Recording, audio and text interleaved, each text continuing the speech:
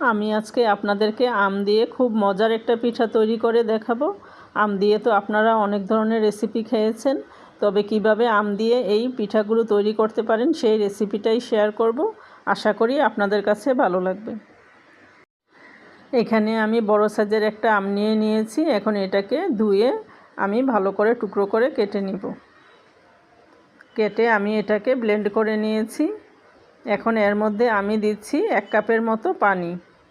পানিটা দিয়ে আমি নেড়েচেড়ে আমের পিউরিটার সাথে ভালো করে মিশিয়ে নিচ্ছি। এখন আমি চুলায় চলে যাচ্ছি। এখানে একটা প্যানে আমি দিয়ে দিচ্ছি আমের পিউরি, দিয়ে একটু নেড়েচেড়ে আমি এগুলোকে ফুটিয়ে নিব। আমি এখানে আরেকটু পানি অ্যাড করব। 1 কাপের মধ্যে আমি একটু পানি রেখে দিয়েছিলাম, ওই পানিটুকু দিয়ে দিচ্ছি। আর দিচ্ছি পরিমাণ মতো লবণ। পিউরিটা ফুটে উঠেছে। এখন এর মধ্যে আমি দিচ্ছি 1 কাপ শুকনা চালের গুঁড়া। চালের গুঁড়াটাকে একটু নেড়ে ছড়িয়ে দিয়ে এখন আমি ঢেকে রেখে দিব 4-5 মিনিটের জন্য। এই অবস্থায় চুলার জালটা একদম লোতে থাকবে, তা না হলে নিচে দিয়ে লেগে যাবে। এখন আমি নেড়েচেড়ে কাইটা ভালো করে সিদ্ধ করে নিচ্ছি।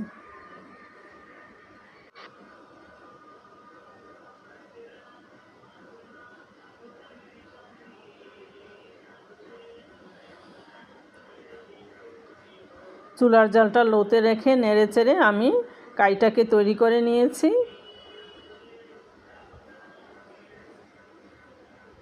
আমার তৈরি হয়ে গিয়েছে। এখন আমি উঠিয়ে নিচ্ছি। উঠিয়ে একটা পাত্রে আমি ট্রান্সফার করে নিচ্ছি।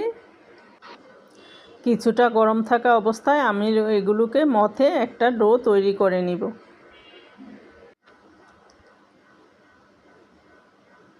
ডোটা আমার তৈরি করা হয়ে গিয়েছে। এখন এখান থেকে পরিমাণ মতো নিয়ে আমি একটা বড় সাইজের রুটি বেলে নিব।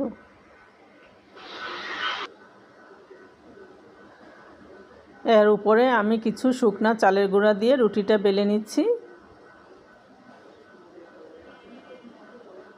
আলতো হাতে রুটিটাকে বেলে নিব, কারণ ডোটা বেশি শক্ত করে তৈরি করিনি, আমি বেশি পাতলাও করিনি। আপনাদেরকে পুরুত্বটা দেখিয়ে দিচ্ছি। এরকমভাবে এখন আমি এগুলোকে কেটে নিব। এখানে রুটিটাকে কেটে নেওয়ার জন্য আমি একটা স্টিলের গ্লাসের মধ্যে তেল লাগিয়ে নিচ্ছি। আপনারা আপনাদের হাতের কাছে যদি গোল কুকি কাটার থাকে অথবা যে কোনো ঢাকনা দিয়ে আপনারা এইভাবে কেটে নিতে পারেন।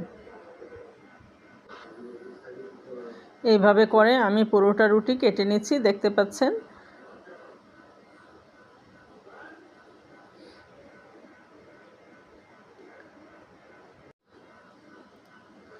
এখন আমি আপনাদেরকে পিঠা তৈরি করে দেখিয়ে দিচ্ছি।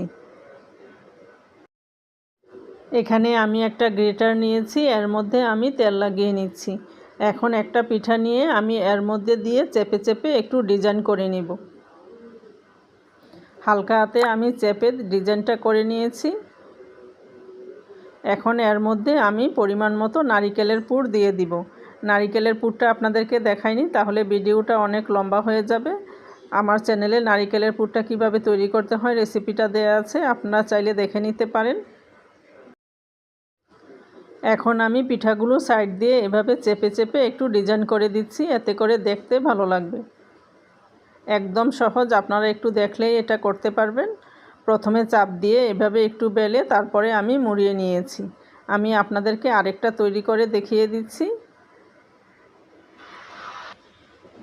এইভাবে করে আমি সবগুলো পিঠা তৈরি করে নিব।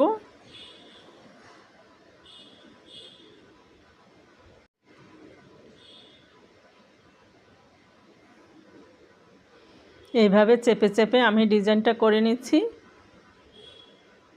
সবগুলো পিঠা আমি তৈরি করে নিয়েছি। এখন এগুলোকে ভাপিয়ে নিব। এইখানে একটা পাত্রে আমি পরিমাণ মতো পানি গরম করে তার উপরে একটা ছিদ্রযুক্ত ঢাকনা দিয়ে এর উপরে আমি পিঠাগুলোকে দিয়ে দিচ্ছি। এখন আমি এগুলোকে 5-6 মিনিট সময় নিয়ে ভাপিয়ে নিব।